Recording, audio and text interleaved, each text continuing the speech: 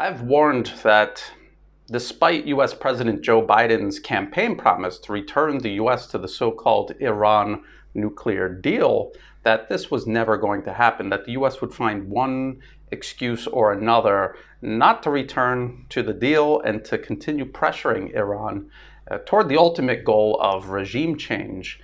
And I've pointed out many times that even before the US agreed to this deal, even before it was proposed, US policy think tanks had already planned to use the deal as a trick to make it look like the US was attempting to make peace with Iran and portray Iran as determined to develop nuclear weapons and present itself as a menace to international peace and stability. That was the plan. That's what they laid out. And now, why should we be surprised when we see articles like this? This is from RT. Biden puts U.S. in standoff with Iran, says sanctions won't be lifted until country stops enriching uranium. And they're talking about an interview where President Joe Biden made it clear that there is no chance of the U.S. lifting sanctions on Iran unless they stop enriching uranium first, a step Tehran is not willing to take. Now, Biden has been a critic of the Trump administration, and one of the things was walking away from the Iran nuclear deal, allegedly. The U.S. walked away from that deal in bad faith, and Iran was upholding its obligations in that deal until the U.S. did that. They're enriching uranium now because the U.S. walked away from its own deal, and they never presented any evidence or proof that Iran violated it. They never had a good justification for doing so, except for the fact that the whole deal is a trick.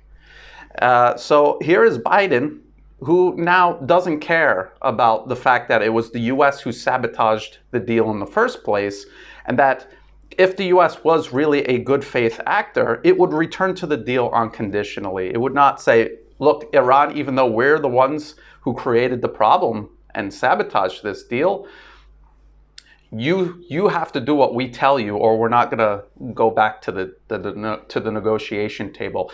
This just goes to show you that absolutely nothing has changed. The face that we have to look at in the White House has changed, but absolutely nothing else has. And I hate to keep doing it, but I have to. This was a 2009 policy paper from the corporate financier-funded Brookings institution. And again, if you go to their annual report, you're going to see that it's the arms industry, the oil industry, banks, big tech in America funding Brookings institution. So, these policy papers represent what these corporations and financial institutions want. And so this is Which Path to Persia? Options for a New American Strategy Toward Iran. And if you type in a very good deal searching, and we'll come down here, it's mentioned twice as a matter of fact. The best way to minimize international opprobrium and maximize support, however grudging or covert, is to strike only when there is a widespread conviction that the Iranians were given but then rejected a superb offer, one so good that only a regime determined to acquire nuclear weapons and acquire them for the wrong reasons would turn it down. Under those circumstances, the United States or Israel could portray its operations as taken in sorrow, not anger, and at least some of the international community would conclude that the Iranians brought it on themselves by refusing a very good deal. And of course, we know it's not a very good deal because they're admitting that it was a trick all along. Before they even proposed it, it was a trick. It was a trick to bait the Iranians, to make the U.S. look like the reasonable one, and to portray Iran as unreasonable. And as we see, Iran upheld its part of the deal. It was the U.S. who unilaterally walked away from it without any justification. And now the U.S. refuses to return to the deal, even though you have Biden blaming it, the deal falling apart on Trump, but he's doing the exact same thing that was being done under Trump. He's being belligerent toward Iran. He's trying to make it look like Iran's the unreasonable one for not doing everything the U.S. tells it to, even though the U.S. has just demonstrated how much bad faith it's acting in regarding these negotiations. So this is going to continue. I understand why Iran is playing along, because they want the world to see them as being reasonable, no matter how unreasonable the U.S. is being.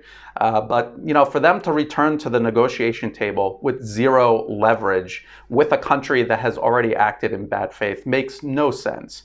And I hope that the international community, at least those outside the orbit of Washington, Wall Street, and London, I hope they really pick up on this point and really highlight who the real problem is with these negotiations, and it's not in Tehran.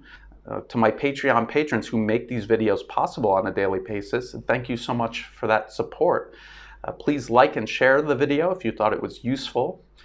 Subscribe to my channel if you can. It really helps the channel grow, and it's totally free to do. Look in the video description for the link to this article, as well as to ways you can help support my work, like by becoming a Patreon member. And to everyone helping me in every way, thank you so much for that support, because it's what makes all of this possible. And as always, thank you for watching.